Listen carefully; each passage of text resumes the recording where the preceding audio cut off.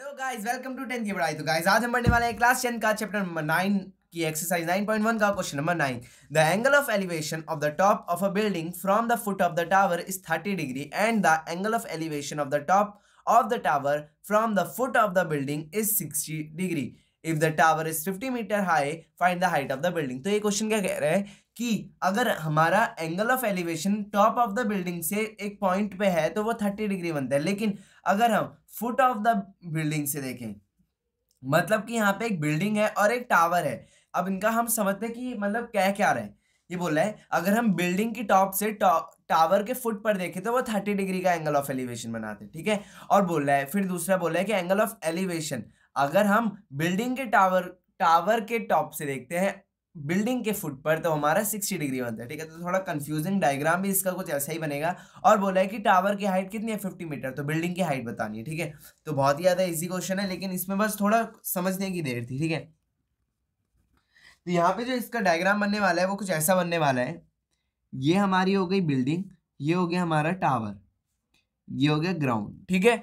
ये बोल रहा है अगर बिल्डिंग की टॉप से टावर पर देखें तो एंगल ऑफ एलिवेशन 30 डिग्री बनता है और टॉप ऑफ द टावर से देखें तो हमारा 60 डिग्री बनता है, ठीक है। यही कह रहे हैं, यही कह रहे हैं, बिल्कुल जी। अब बोले टावर की हाइट जो है ना वो है हमारी 50 मीटर, ठीक है। तो अब बताओ बिल्डिंग की हाइट कितनी होगी। अब A B C D let कर लेते हैं और लिख लेते हैं given angle of elevation 60 degree and 30 degree और हाइट ऑफ टावर। अब हमें लेट करना है, let H be the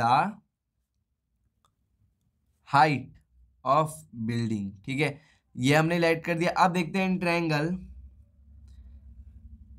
DBC में, ठीक है। कौन से ट्रायंगल में, डीबीसी। डीबीसी कहाँ है, पहले डीबीसी ये रहा, ठीक है। यहां पे हम लेंगे डीसी और BC, DC upon BC. DC हमारा पी है, बीसी हमारा बी है। तो ये क्या है हमारा 10, और 10 एंगल क्या बन रहा है 60 डिग्री। अब आपको ये 30 नहीं देखना, 60 देखना है, ठीक है। कभी कंफ्यूजन में आप 30 मत लिख देना, ठीक है। अब डीसी हमें दे रखा है 50, बीसी हमें निकालना है। 10 की 60 की वैल्यू होती है √3। अब बीसी वहां चले जाएगा, 50 अपॉन √3 आ जाएगा।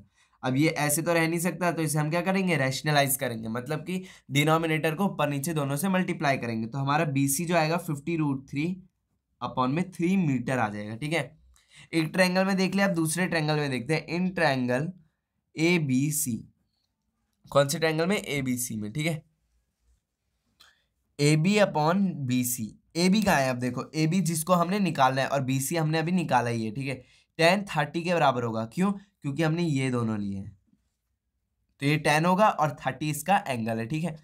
एच आ जाएगा और यहाँ आ जाएगा 50 √3 अपॉन में 3 जो हमने अभी वैल्यू निकाली थी, और 1 √3 इसकी वैल्यू आ जाएगी, ठीक है। अब एच जो है वो 3 जो है वो ऊपर जाके 3h हो जाएगा और ये डिनोमिनेटर में ही रहेगा। अब यहाँ पे हम क्या करेंगे, अब यहाँ पे हम करेंगे क्रॉस मल्टीप्लीकेशन। क्रॉस मल्टीप्लीकेशन कैसे करेंगे, मतलब 3h तो है ये, यहाँ डिनोमिनेटर में, यहाँ जाएगा तो मल्टीप्लाई में आ जाएगा, ठीक है। अब √3 से √3 कट गया तो h की वैल्यू क्या आ गई 50 √3, जिसको हम बाद में ऐसे भी लिख सकते हैं, ठीक है। जिसका आंसर आपके मतलब एनसीईआरटी बुक में ये दे रखा है 10, सॉरी ये क्या लिख दिया 16 3 जा 48 और 2 50, ठीक है। तो ये वीडियो यहीं पे खत्म करते हैं। नेक्स्ट वीडियो में क्वेश्चन नंबर 10 के साथ मिलेंगे, तब तक ले take care of your and family, bye bye.